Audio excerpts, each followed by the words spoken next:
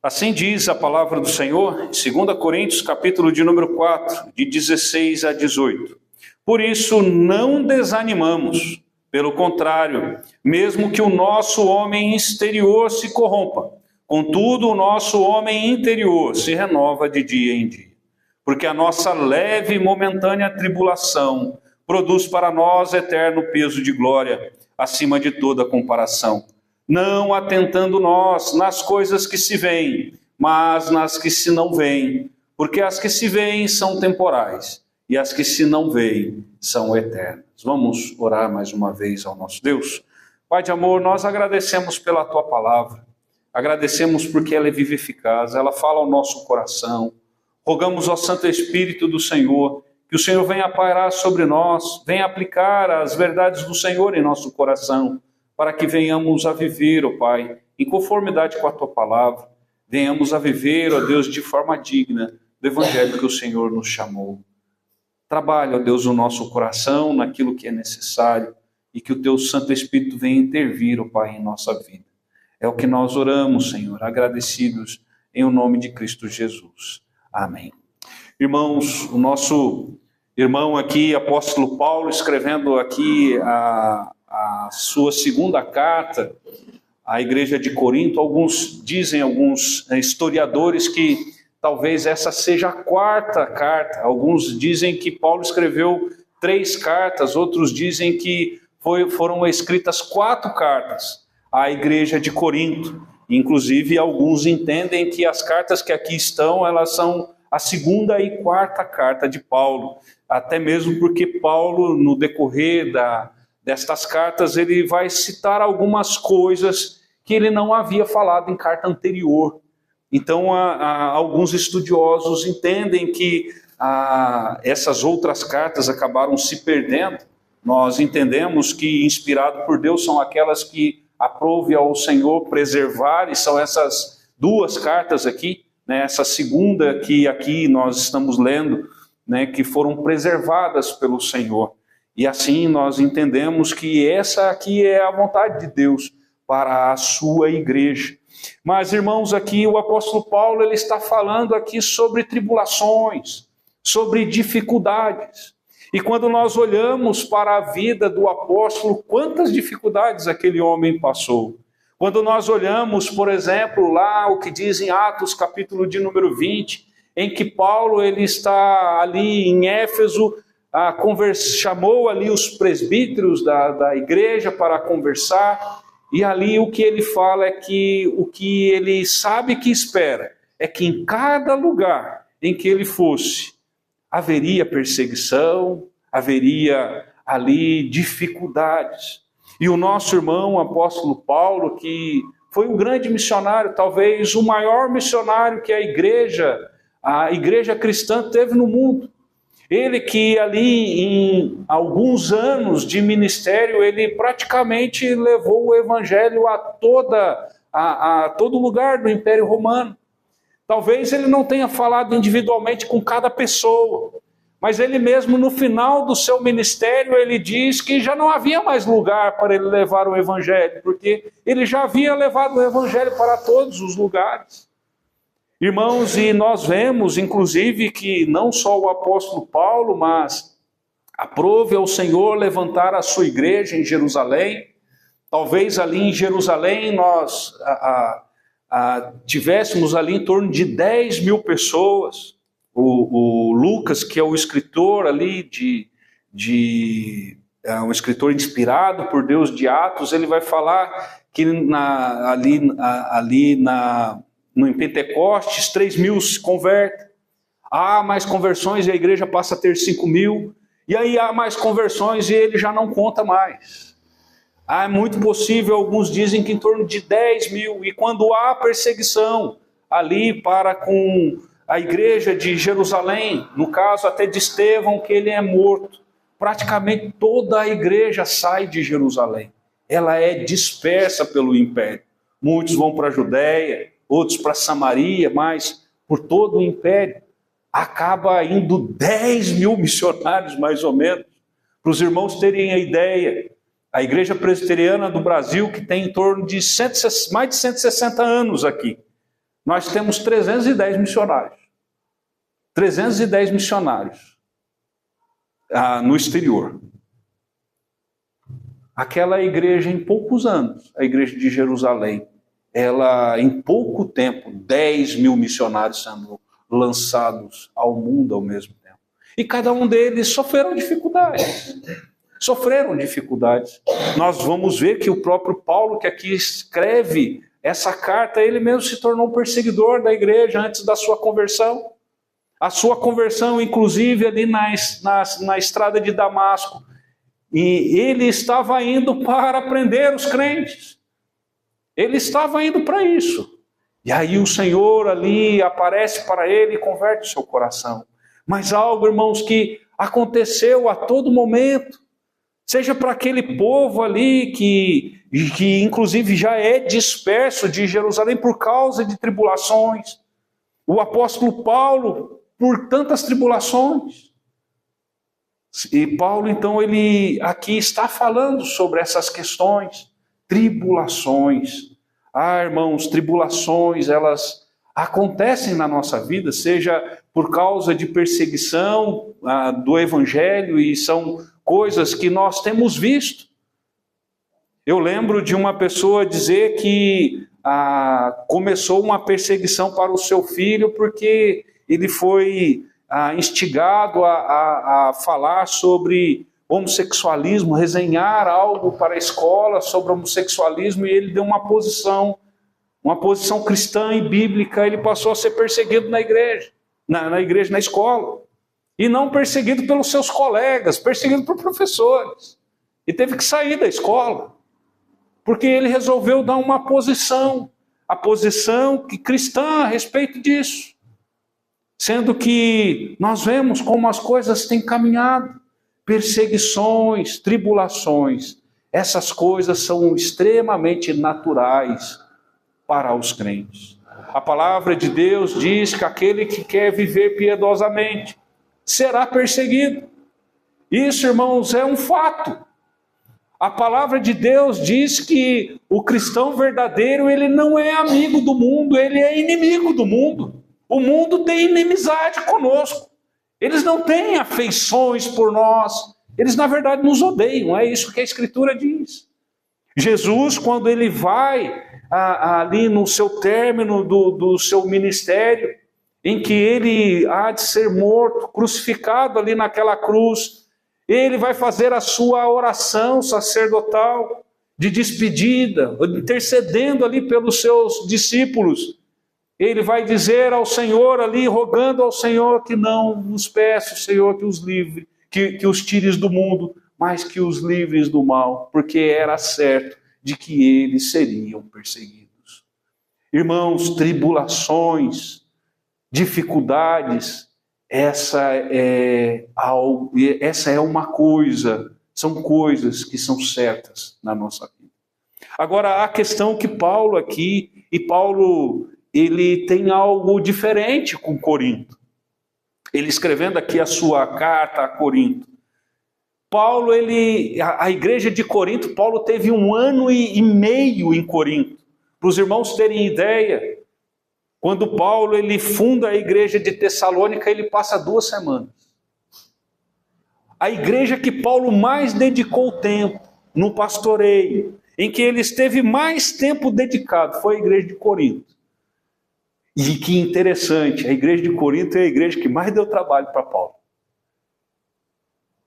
Paulo, ele pode ver as tribulações até mesmo por causa da igreja.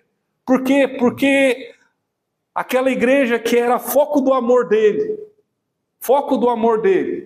ele vai falar lá em 1 Coríntios capítulo de número 3, vocês estão vivendo de forma carnal, porque uns estão dizendo eu sou de Paulo, outros eu de Apolo, outro eu de Cefas, outro eu de Cristo. Divisões na igreja. E Paulo tão dedicado àquela igreja. Tribulações acontecem, irmãos. Agora, a questão aqui, que eu trago como tema da mensagem, inclusive, é desafios do crente na tribulação. E aqui, logo no primeiro versículo, nós vemos, irmãos, que um grande desafio para nós que passamos por dificuldades, Dificuldades, seja dificuldades financeiras, seja dificuldades emocionais, seja dificuldades dentro da família, dentro do casamento, seja dificuldades nos relacionamentos, seja dificuldades com o vizinho, seja dificuldades no trabalho, no relacionamento ali com os demais empregados, dificuldades com o patrão, dificuldades acontecem. O que Paulo ele vai trazer aqui, dentro deste contexto, inclusive falando sobre esse poder do evangelho, do ministério do evangelho, ele fala, por isso não desanimamos. Irmãos, o grande desafio no meio das tribulações, o grande desafio no meio das dificuldades, é não desanimar. É não desanimar. E quando nós olhamos, irmãos, nós talvez pensamos assim, o crente ele não pode desanimar. Nós vamos olhar, por exemplo, o apóstolo Pedro. O apóstolo Pedro, que um homem que, do jeito que ele tinha, a personalidade dele, era falante. Jesus perguntava as coisas, tinha hora que Pedro não dava espaço nem para os outros 11 apóstolos responder, ele já ia de frente, já ia respondendo. Né? E Jesus ele fala a respeito de que Pedro ele iria negar a Cristo. E aquilo que Pedro responde é: Senhor, se precisar morrer contigo, eu vou morrer.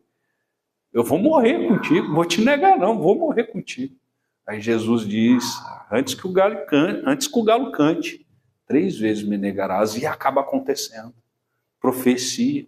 Mas Jesus antes mesmo já havia dito que havia orado por Pedro, porque Satanás queria peneirá-lo. Jesus já havia intercedido ao Pai por Pedro. Mas nós vamos ver, irmãos, mas Jesus então crucificado, Jesus ele ressuscita. E nós vemos mais à frente Pedro ele chegando para os demais apóstolos, os demais discípulos e dizendo: eu vou pescar. E a ideia de pescar eu não estou com fome e vou lá buscar algo para comer. A ideia ali, quando fala aquele contexto, eu vou pescar, eu vou voltar ao que eu era antigamente. Em meio ao desânimo. Ele que havia negado ao seu mestre 3 vezes, ele vai e chora amargamente por causa disso. Porque quando o galo canta, e ele ali acabando de negar a Cristo pela 3ª vez, ele lembra do que Cristo disse a ele. E Cristo, inclusive, olha para ele. E aqui, irmãos, diante dessa dificuldade toda que Pedro passa, ele acaba entrando em desânimo. Ele vai dizer ali para os demais: eu vou pescar. E os demais falam: eu também vou. Eu também vou. Até porque dos 12 discípulos, pelo menos 6 eram pescadores. Pelo menos 6 ali. Tudo bem que já havia cometido suicídio ali Judas Iscariotes nesse evento. Então já não havia mais 12, havia 11 ali. Pelo menos 6 ali eram pescadores. E assim, os demais também vamos pescar. A ideia lá vou voltar ao que eu fazia antigamente. Era como que, diante daquele desânimo ali, como que, olha, aquilo que Deus ele tinha nos chamado para fazer. Eu vou desistir disso. Eu vou desistir disso. O desânimo, irmãos, quando nós vamos, por exemplo, para a palavra original aqui no grego, a ideia de desânimo dessa palavra aqui é de perder o espírito. A ideia é de perder o espírito. Desanimar, irmãos, são coisas que acabam acontecendo. Mas algo, irmãos, que nós vamos ver, por exemplo, no próprio caso do nosso apóstolo Pedro, que aqui eu citei. Jesus Cristo vai lá e restaura Pedro. Jesus Cristo vai lá e pergunta a Pedro: Pedro, tu me amas? E assim como Pedro, ele vai e nega a Cristo 3 vezes, Cristo Jesus dá a oportunidade de Pedro declarar o amor dele para com Cristo por 3 vezes. Deus restaura, Jesus Cristo restaura o coração daquele desanimado. Irmãos, algo que nós devemos pensar é isso. Nós estamos sujeitos, estamos porque nós não somos robôs. Somos seres que Deus dotou de personalidade, Deus nos dotou de sentimentos.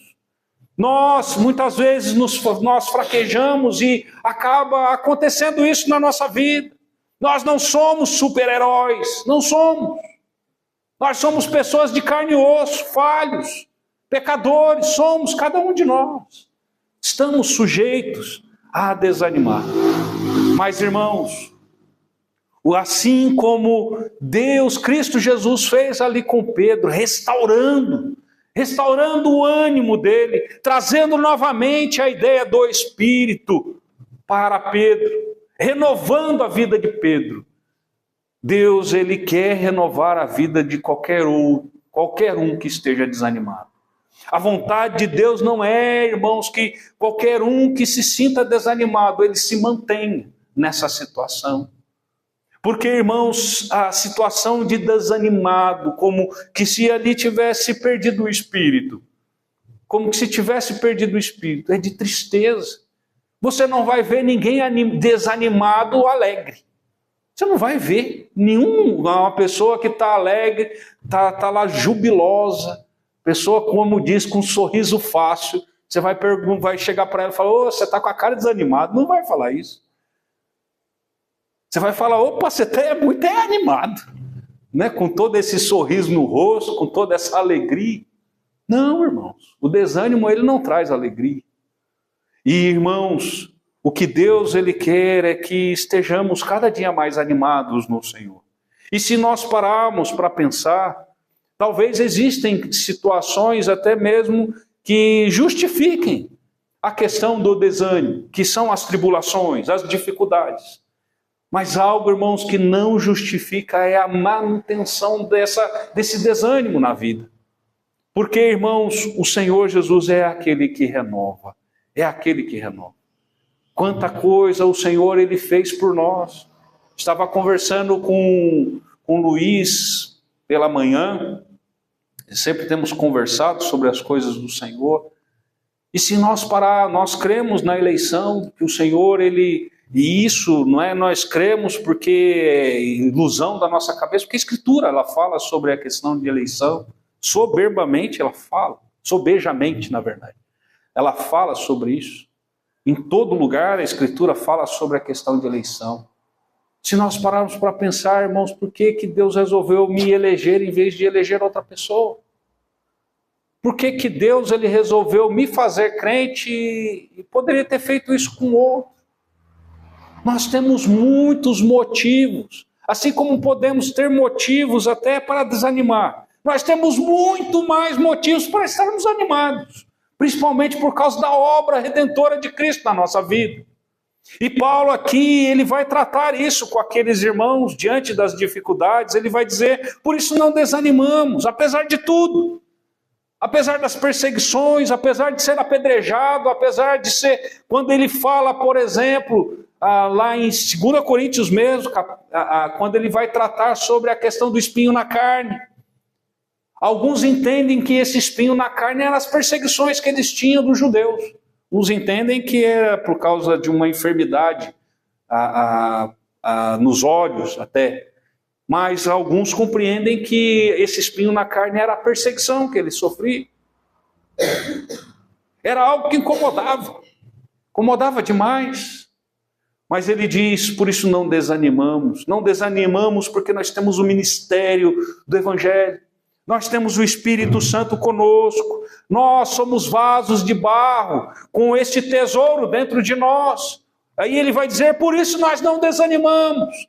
Pelo contrário, mesmo que o nosso homem exterior se corrompa, e a ideia de corromper é aquele corpo morto que está em decomposição, a ideia é mesmo que nos desgaste totalmente, mesmo que o nosso corpo ele venha até atrofiar por causa das dificuldades, por causa dos sofrimentos, por causa das perseguições, mesmo que ele venha atrofiar, Ele diz, contudo, o nosso homem interior, ele se renova de dia em dia.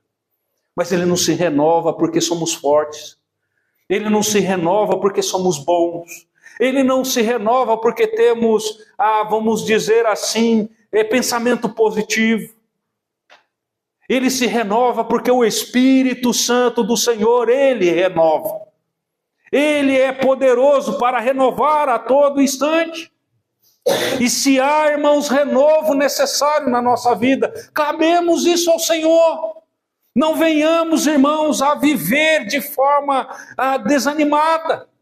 Coloca isso diante do Senhor, coloca totalmente o seu coração diante dele e fala, Senhor, renova o meu ser dia após dia, porque ele é poderoso.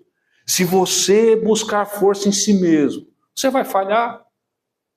Hoje pela manhã, algo que falou muito ao meu coração no estudo, ali em Isaías, capítulo de número 64, algo que, irmãos, nós já ouvimos tanto quando fala sobre o barro e o oleiro. Quantas mensagens nós já ouvimos a respeito disso.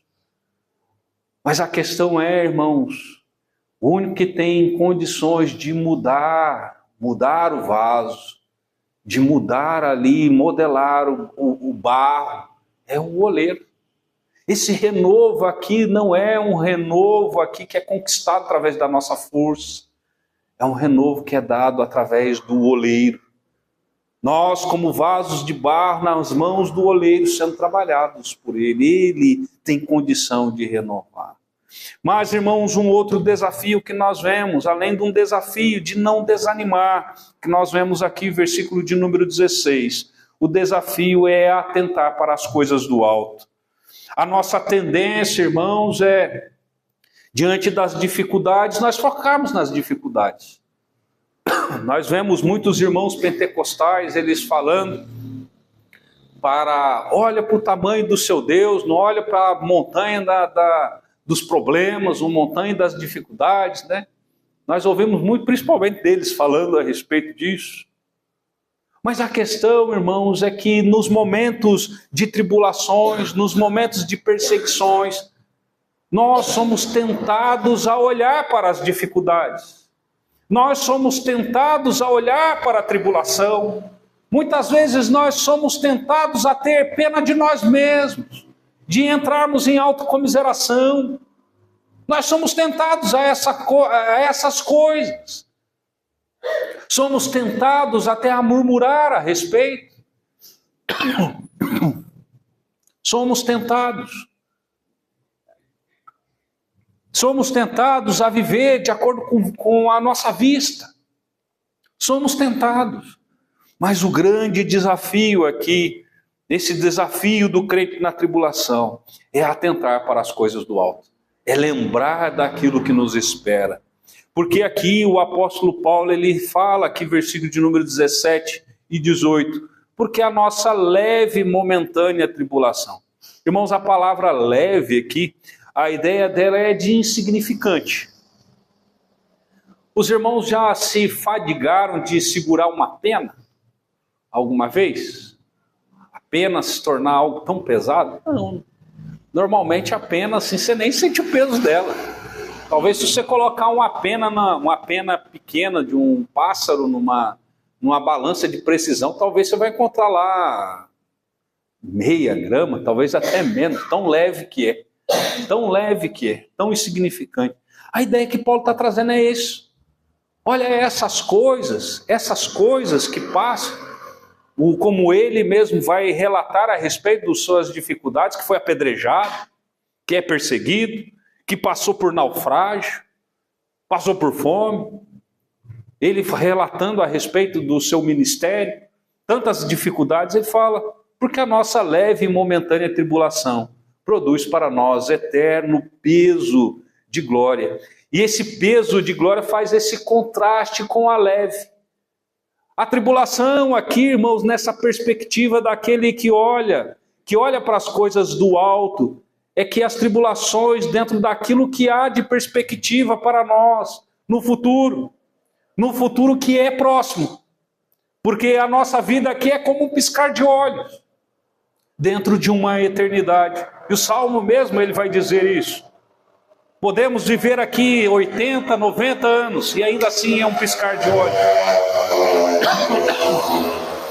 E ainda assim é um piscar de olhos. Ele vai fazer então esse contraste entre a leve e momentânea tribulação com o grande peso de glória. O peso de glória ele é muito maior do que qualquer tribulação. Qualquer tribulação, e até mesmo com relação ao tempo, porque ele é breve e momentâneo. Irmãos, quando nós lembramos daquilo que nos espera, da esperança que temos a respeito, e inclusive as tribulações, as dificuldades, elas também, a tendência é nos colocar os olhos em Cristo. Porque neste mundo caído, irmãos, não há nada aqui que de fato venha a nos agradar, a nos satisfazer. Toda e qualquer satisfação que nós temos em vida, ele só pode vir através de Deus. Não há satisfação real nas coisas deste mundo. A real satisfação está sempre em Deus. E nós, irmãos, seremos totalmente satisfeitos lá no porvir. Essa é a questão. Está passando a dificuldade, está passando por tribulações. Lembre daquilo que está esperando você. Essas questões das tribulações, das dificuldades, é principalmente para ansiarmos mais e mais o retorno de Cristo. Não meramente para que o sofrimento acabe, mas para que estejamos triunfalmente com Ele por toda a eternidade, reinando com o Senhor por toda a eternidade. Irmão, quando nós começamos a olhar para lá, as coisas parecem tão leves. As coisas elas se tornam tão pesadas porque nós perdemos esse olhar. Nós tiramos o olhar de Cristo. Nós tiramos o olhar da perspectiva de uma eternidade sem sofrimento, de uma eternidade gloriosa com o Senhor. E nós nos focamos aqui nas coisas deste mundo, ou buscando satisfação plena aqui neste mundo. Não teremos aqui. Se você espera satisfação plena neste mundo, você vai viver e não sei quanto tempo. Talvez que, se for a vontade do Senhor, que você viva até 100 anos. Ao chegar lá, você ainda ficará frustrado, porque você vai ver que não há satisfação nas coisas deste mundo. E ele diz então, está acima de toda comparação. É como que fosse algo incomparável. Incomparável. É como que se o Senhor ele está falando aqui através do apóstolo Paulo, essas dificuldades todas é como se fosse uma peninha. E o eterno peso de glória, esse peso de glória todo é como se fosse uma montanha. Como comparar, irmãos, um peso de uma montanha com o peso de uma pena? Como comparar? Eu gosto muito de astronomia, não é astrologia, tá? Astrologia é pecaminoso. Astronomia, que tem a ver com questão de estrelas, né? Irmãos, quando nós começamos a olhar a respeito, né, do tamanho, por exemplo, da maior estrela que existe em relação ao nosso Sol, parece que o nosso Sol é como se fosse um grãozinho de areia. Irmãos, em relação àquele grande estrela que Deus criou, o Sol parece algo extremamente insignificante. Agora imagina nós, né, diante de uma estrela daquele tamanho. Irmãos, é mais ou menos isso que ele está querendo, o apóstolo Paulo está falando. Olha, em relação àquela estrela grandiosa lá, é o eterno peso de glória. Mas o peso real das tribulações, para quem está olhando lá para aquele eterno peso de glória, é como que é algo que nem é visível. É como que algo insignificante. É como se fosse ali um grãozinho de areia diante de toda aquela magnitude. E é isso aqui que Paulo está querendo trazer aos seus ouvintes ali de Corinto, que também sofriam perseguições ali em Corinto. Irmãos, se nós focarmos os nossos olhos naquilo que é eterno, se nós focarmos os nossos olhos em Cristo, nós vamos ver que todas as demais coisas aqui que passamos em dificuldades, elas são como um peso de uma pena, dentro de tudo aquilo que nos espera, que nos é prometido pelo Senhor. Por isso, irmãos, Paulo ele vai dizer, por isso não desanimamos. Por isso não desanimamos. O grande aqui proposta que Paulo ele está trazendo aos irmãos de Corinto é: foquem os teus olhos naquilo que é eterno. Foquem os teus olhos naquilo que é eterno. A proposta do Senhor para nós é essa também. Foquem naquilo que é eterno. Porque quando focarem naquilo que é eterno, todas as demais coisas serão leves. E ele vai dizer então, versículo de número 18, fechando essa questão de estar olhando para as coisas do alto, ele vai falar: não atentando nas coisas que se veem. Tribulações nós vemos, dificuldades nós vemos, mas ele diz: mas nas que se não veem. Porque as que se veem são temporais, e as que se não veem são eternas. As tribulações, as dificuldades doem. É uma realidade, doem. Mas quando, irmãos, nós olhamos para aquilo que nos espera, e por mais que a tribulação ela venha a doer, mais que a dificuldade venha a doer, ela é temporária. Ela é temporária. Mesmo que ela dure até o resto da sua vida, ainda assim é temporária.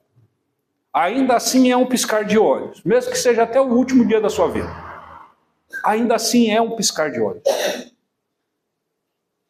Dentro daquilo, irmãos, que nos aguarda na eternidade.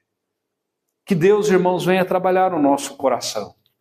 Que Ele venha animar a nossa vida. Se em algum momento nós estamos desanimados com algo, se algo tem abatido o nosso coração, nós devemos lembrar que estamos sujeitos a essas coisas. Grandes homens foram sujeitos a essas coisas. Nós vemos até mesmo aquele grande homem que era Elias, sujeito a dificuldades, fugindo e falando: Senhor, eu quero a morte. Nós vamos ver homens assim. Nós vamos ver, por exemplo, ali Jó, que passou por tanta dificuldade. Ele mesmo fala: quem dera que eu nem tivesse nascido.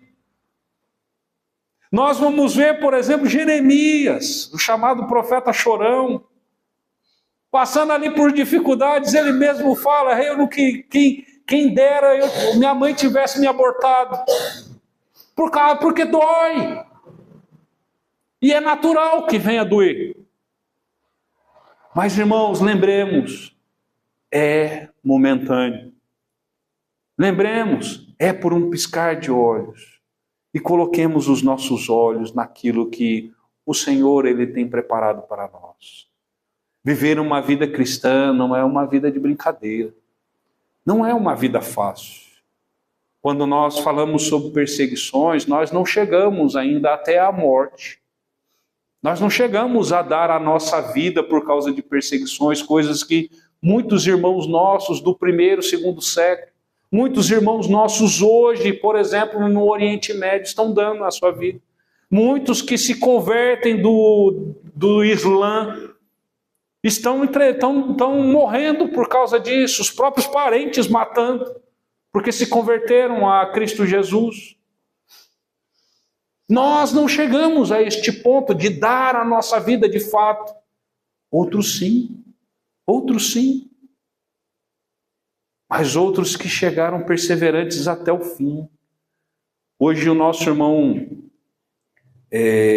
Leandro Mouro, diácono Leandro Mouro, pregando aqui pela manhã, ele comentou a respeito de um filme que ele assistiu, filme que trata sobre John Hus, que é um pré-reformador, um filme antigo. Eu também já assisti esse filme. Ele falando que John Hus ele foi para a fogueira, louvando a Deus. A Inquisição chegou ao ponto de cortar a língua dos crentes, para que os crentes não fossem cantando. Mas muitos diziam que até aqueles que tiveram as suas línguas cortadas para que não fossem jubilosos para a fogueira, não fossem jubilosos ali, serem mártires de Cristo, eles iam balbuciando porque tinham cortado as suas línguas. Eles ainda assim iam louvando ao Senhor, apesar de não sair palavras das suas bocas, porque perderam a língua, foram cortadas as suas línguas. Nós não chegamos a esse ponto. Nós não chegamos. Mas aqueles irmãos eram irmãos fervorosos. Eles não estavam olhando para a fogueira. Eles estavam olhando para o Cristo que iria recebê-los na eternidade. É esse Cristo, irmãos, que nós devemos estar olhando. Dentro das dificuldades, dentro das tribulações. É esse Cristo que está nos aguardando lá na eternidade. Mas não é só nos aguardando lá, Ele está a todo momento conosco. Todo momento conosco. Que o Senhor, Ele venha, irmãos, aquecer o nosso coração. Que o Senhor, Ele venha, de fato, tirar toda e qualquer coisa que desagrade a Ele. E se há, de alguma forma, desânimo em nós, que o Senhor, Ele venha trabalhar o nosso coração, venha tirar isso de nós, para que os nossos olhos estejam, de fato, fitos em Cristo Jesus. Ele tem feito grandes coisas. Quando nós começamos a desanimar, parece que nós começamos a esquecer até as coisas que Deus já tem feito. Olha para a tua história, olha o quanto Deus já fez. Você está aqui nessa noite, você pode não estar 100% saudável, mas tem outras pessoas que estão extremamente ruins de saúde, e o Senhor aprove sustentar a sua vida.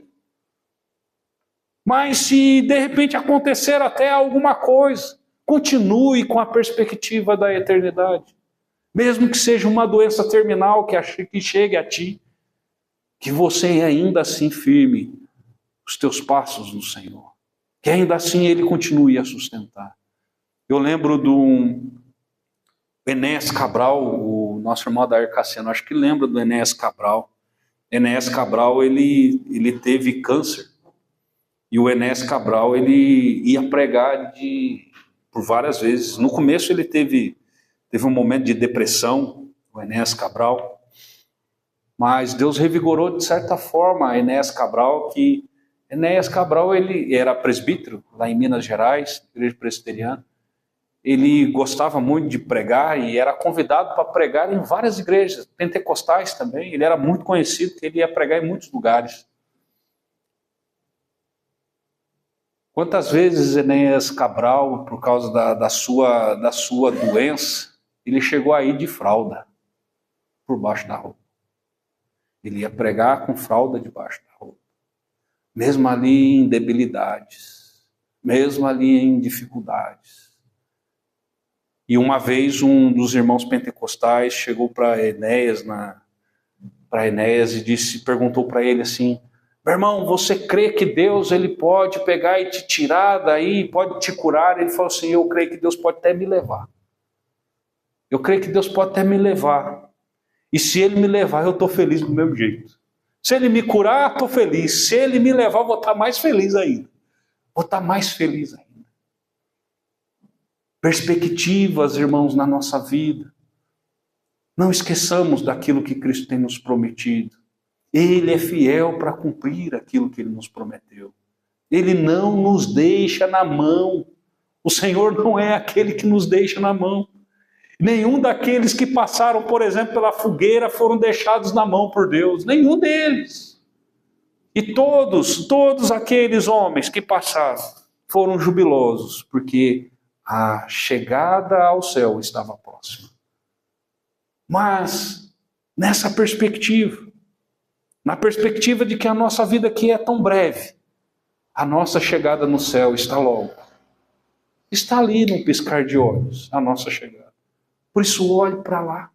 Olhe para lá. Olhe para lá pelo que o Senhor ele tem preparado para você. E louvado seja Deus, irmãos, por essa perspectiva que Ele nos dá. Isso nos enche o coração. E que o teu coração esteja sendo transbordado pelo poder do Espírito Santo.